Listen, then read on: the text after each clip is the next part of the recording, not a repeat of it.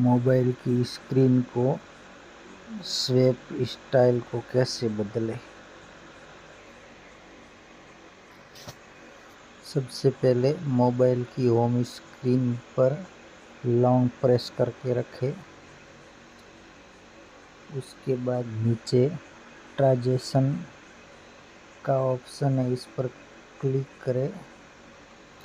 अब यहाँ पर आप स्क्रीन के पर कई सारे स्टाइल दिखाई देंगे। इसमें से आपको जो स्टाइल पसंद आए वो सेलेक्ट करें, जैसे कि टॉप इस तरह की स्क्रीन। ये सारी आपको कई प्रकार की स्टाइल देखने को मिलेगी। इनमें से आप अपने हिसाब से सेलेक्ट कर सकते हैं।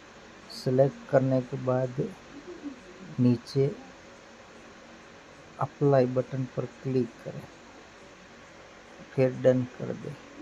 अब आपकी स्क्रीन इस तरह से पलटी करेगी।